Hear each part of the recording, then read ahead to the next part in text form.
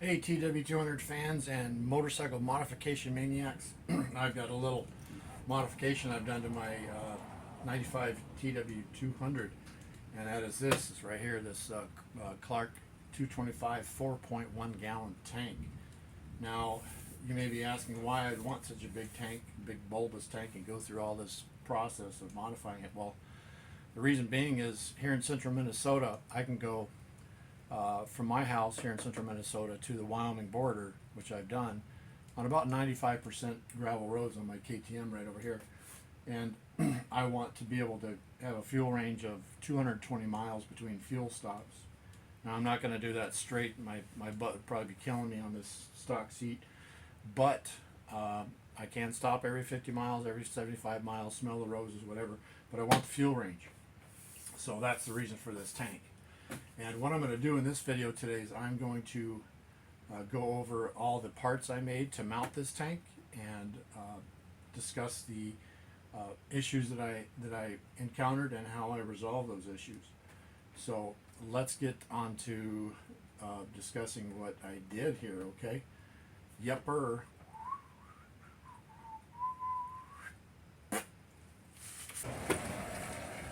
Okay, let's take this tank off and I'll show you what I got going on here. The first issue we got to tackle is how to mount the front pucks, those rubber pucks.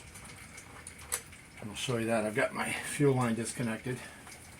Take the tank off. Oh, I got fuel in there. Oh, what's going on? Oh, hitting there. Okay.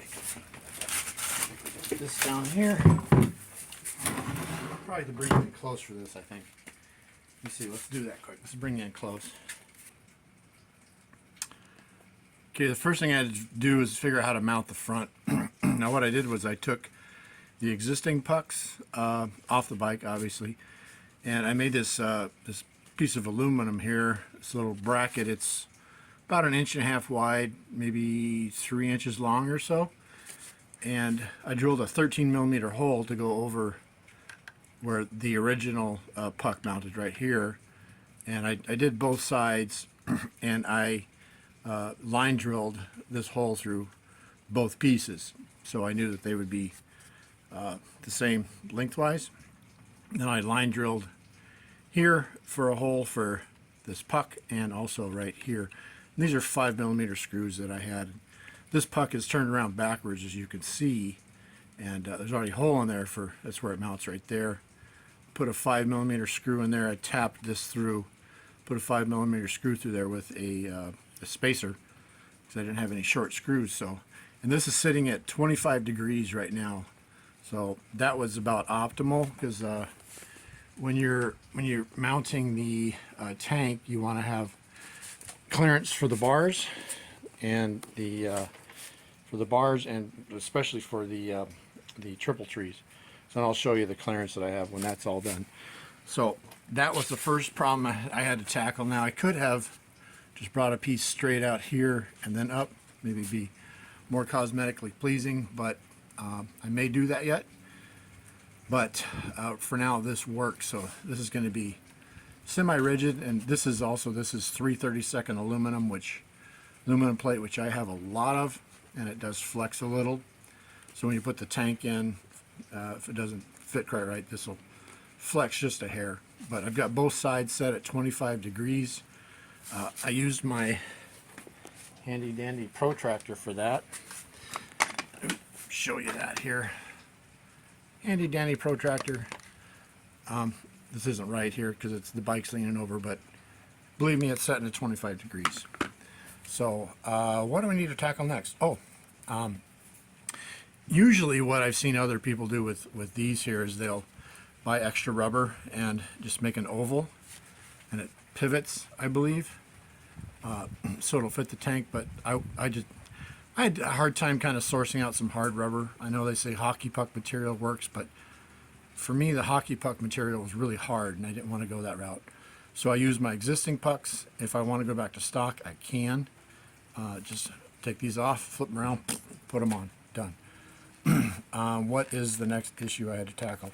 Oh, next issue would be to mount the rear of the tank. I've seen other videos where they will weld on a channel here some kind of metal to bring that, extend that out.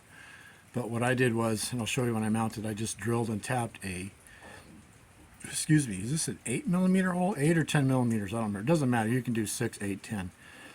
Doesn't matter. So that's how I did that. I did also cut off my stock mounting post here, which I can fix if I need to. But I just put this grommet on here just to protect the tank in case it pushes down. So now I've got some give right there. Okay. Now let's move on to the next challenge, which is the Petcock and fuel line issues. Okay, let's cover that. Okay, I'm going to mount this tank up and show you the issues I had with the Petcock. So let's get this on here. It goes on pretty easy. Zoop, down, down. Okay, now let me bring in close and show you the issues with the Petcock. Hopefully I have enough light. It's storming like crazy out right now. Well, kind of sort of crazy, but I'll show you the issues with the Petcock. All right, let's bring in close here. Okay, issues with the Petcock are the following. First issue is, compared to the stock tank, the Petcock is towards the back, probably, I don't know, an inch. I think the stock Petcocks are right about here or so. And what happens is, depending upon the angle of your tank, as you can see, the higher you go, the more that Petcock, closer it gets to the frame. So having a fuel line was proving to be difficult. Also, the fuel line, as you can see here, from the Petcock to the fuel line is probably 2 inches, maybe. That's it. It's a very, very short line. So I'm going to have issues with the fuel line, and I'm going to have issues with the length, because I have this severe bend in here which can kink really easy. What I did find here with this one, after doing a lot of experimenting, I found a preformed fuel line that had a 90-degree bend in it. I'll show you. It's actually got a whole bunch of bends. I'll show you a picture of that. A preformed fuel line, but I found a better solution. So let's cover that next. Alrighty. Yepper. Okay, here's the stock Petcock, and this is a 5/16 Petcock, and to best of my knowledge, the 5/16 deals with, this is the nipple that goes in here. This is 5/16 nipple, and these nipples are simply pressed in here. So what I wanted to do was eliminate this coming straight out like this on this Petcock, and I wanted a 90-degree angle coming right out of here. So doing some measuring and doing some thinking and drinking a couple beers here and there, I was like, what can I do? How can I resolve this problem? So what I did was I took this nipple out. Like I said, this is just pressed in. You can pull it out with a pair of pliers, but you will probably maybe booger it up like I did mine and destroy it, which is okay, because Petcocks are, you can buy a used one on Amazon for what, $16, something like that. I'm a machinist, so I do have access to a lot of tools. So what I did was did some measuring, and what I came up with was this hole was 5/16. I thought, that's awfully close to a 1/8 27 pipe tap, and I know that I can get a 90-degree fitting for a 1/8 27 fitting. So that's what I've got here. Right here, this is a 1/8 27. This end here, this is a 1/8 by 1/8. I think I have the package here. Do I still have that package here? I don't see it. It's a 1/8 by 1/8 pipe fitting. So this is 1/8 27 here. This is NPT National Pipe Thread, and this was a 1/8 outlet here. So what I did was, if you take your nipple out, you can drill this out to 343 thousandths. It's 313 thousandths, 312 and a half. So you aren't taking much material out of there. And this is a letter R drill. You can also use, I believe, an 1132. I typically use a letter R. I do a lot of these in the past. I've done a lot of these 1/8 inch pipe taps on several projects. Grease fittings, for instance. I use it for grease fittings. I secured this to a board, or actually a piece of aluminum, lined it up, and drilled my hole. And then originally I had just, this is a 1/8 27 NPT pipe tap here, brand new one. Threaded that in, and now I can just put my fitting in here, and I have some what do you call this? This Formagasket sealer, this Permatex Formagasket sealant. It's resist gasoline, oil, and grease. If you can see that there. Hopefully that's going to come in okay. Sorry about the white light. No, don't know what to do, but I'm going to use that on here, and then I can put some sealer on there, and I can kind of position this. I don't want this too tight because it'll break the aluminum here. But I do have about a 3/32 wall, maybe a 1/16 wall left on this, so it's plenty strong. But now I can have, you can see that there in the same position. Now I'm going straight down into the fuel line. I can even angle this a little bit if I want to, as long as I put enough sealer on there and it seals pretty good. I'll probably have to tighten the snot out of this thing. I can go another maybe half a turn, maybe a little less than half a turn, and have it pointing, like, say this way, like so, or down a little bit, like so. I'll just get a position. I'll put some sealant on there and we'll be good. So I rebuilt this Petcock because it was leaking. I tried that out and I thought, well, you know, Petcocks are cheap enough. I've got 2 of them already. I might as well modify this one.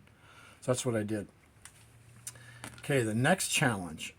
I want to have a fuel filter. You know, we all like having fuel filters on our Petcock. So what do? Like one of these filters right here, right? Got a fuel filter with a brass medium in there. So what do? I want a fuel filter. My first thought was, well, KTM, on my KTM, they have these little itty bitty inline fuel filters. One of them on my KTM, I'll show you a picture of that, and that fits perfectly into the carb inlet right there, and it kind of presses in. It'll snap in, but you know, I don't know, it kind of kinks a little bit. I thought, you know what, I can take this fuel filter, cut it apart, and get this medium out of here, because I know it's going to be a 1/4 inch-ish or so. So that's what I did. I cut the fuel filter apart, and where did I put that brass medium? Where did I put it? Oh, no, I probably dropped it somewhere. Ding dong, dang it. Let's pause this so I can find it. I dropped it somewhere. Where'd it go? Okay, so I was able to get this brass medium out of here. It's just simply pressed in there, and I took my handy dandy dikes, wire cutters, snipped it off, and now that little filter element can fit right inside there. And I'll put some NPTF, or I'll put my other sealer on there. Now I can just simply press this on. I'll put a clamp on there too. And I have a fuel filter. So now I got a filter. I've got a right angle fitting, and I'll have just enough to get everything all together. You can see that there. It'll be like so. I'll have just enough. So that problem was solved. Now let's move on to the rear tank mount. Okay, let's do that. I'm going to show you how I went about that. Okay, the rear tank mount with your XT225 tank mount kit. It comes with this bracket, which obviously is going to fit the XT225. What I did was I simply got an appropriate length piece of aluminum. This is 2 inches by, I think, about 5 inches. I can't remember exactly. I'll figure that out and text it in here. But I transfer punched the holes and got some M6 by, I think they were 6 or 8 millimeter long bolts. You can't have them too long because they'll bottom out. The stainless steel. And I did originally have with the kit, with the XE225 kit, it comes with hex bolts. But what happens is when the seat comes in, it would catch those bolts and it would bind up. So I got rid of those bolts. I got some button heads. I still had the seat come in because the seat, you got to bring it in and it's still catching. So what I did was I got these taper head screws. Let me get one of those. I'll show you what they look like. There's a taper head screw there. This is 82 degrees, and if you get a countersink tool, which, let me find that quick.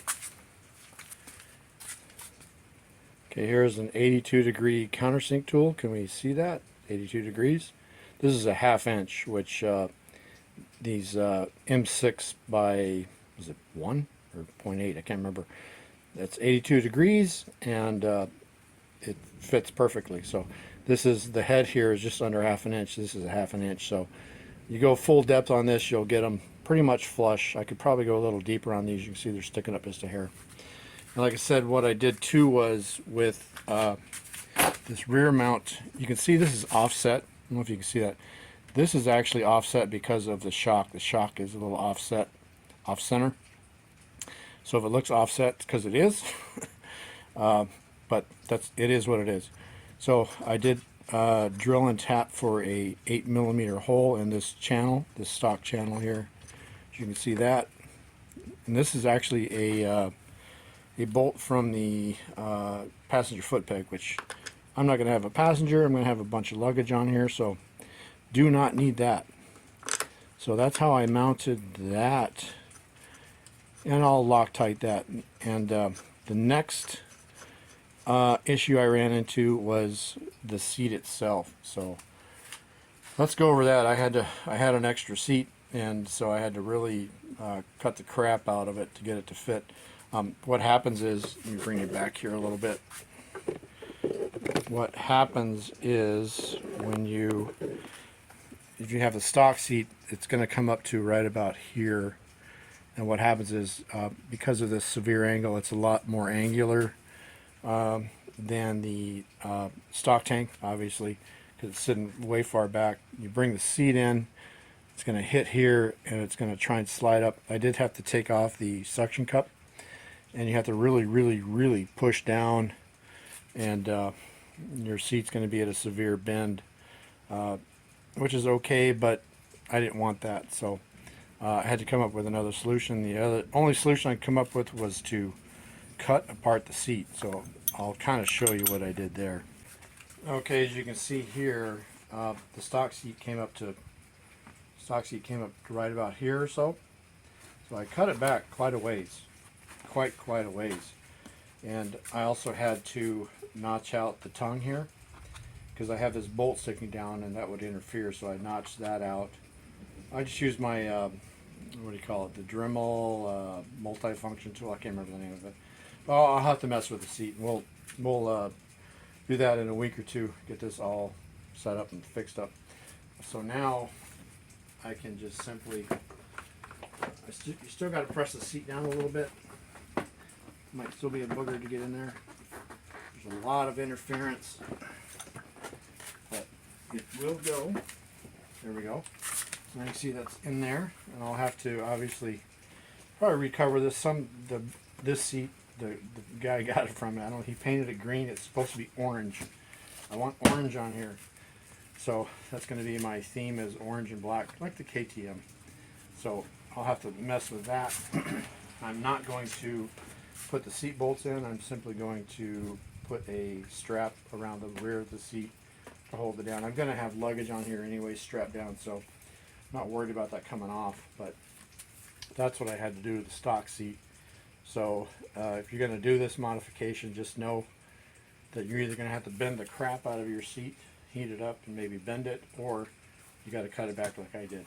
So those are your options. So I think that is, see, it slips right in now, which is good. And I'll have a tank bag here, so it's not going to be an issue, and I'll taper this down. But I think that's all I want to cover. Let me think a minute here.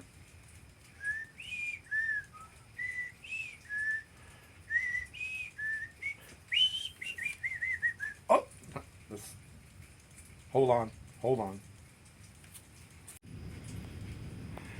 Okay, the last thing I wanted to cover was clearance, the forks to the tank, which can be an issue with these larger tanks. As you can see, maybe not here. I'm at full lock there. I'm just touching. Can we see that? I can't see that. It's pretty dark in here. I don't know how to get more light. And also on the left turn, that's full lock. You can see. Can we see that? Get out of the way. I do have clearance there, just barely. So this is kind of a touchy install because you don't want the tank too far back. You don't want the tank too far up because there's just clearance issues here and there and everywhere. But if you want the fuel range, you either have a Rotopax, which I did have, but I found it to be a pain in the butt. You can have a Rotopax and use that, or do nonsense like this. So I chose the nonsense route, which is fine, whatever. But just know that if you're gonna do this modification, or even the XT350, it's still gonna require some modifications, like the front pucks, the mounting, the rear mounting system, possibly the Petcock. I'm not sure with the XT350 tank. Or you could just go with the Clark 2.7 gallon tank and just call her good. But I wanted the fuel range. I wanted that 220 mile range on the TW because if you watch my other videos, I had a trip that I took. I was supposed to do the entire perimeter of South Dakota, but on my KTM, that monster right there. But my clutch went out on me, so I had no choice but to come home. Actually, it didn't go out. It started slipping severely more and more. Which is a KTM weak point, is the clutch springs. They suck. So that is the modification I had to go through for this, and I hope I covered everything. I believe so. There's my Harbor Freight case back there. Orange. Team Orange. But I hope that was helpful. I hope that was informative. If you have any comments or questions, even if they're negative comments, that's fine. I don't care. Whatever. Let me know. Let me know down in the comment section. Give us a like. Give us a subscribe, and let's grow this channel. I like doing modifications like this. It's coming up on. You can hear the thunder out there. It's late fall, or actually not late fall, it's early fall in Minnesota, and we're gonna have rain, then it's gonna just go boom and snow for 6 months.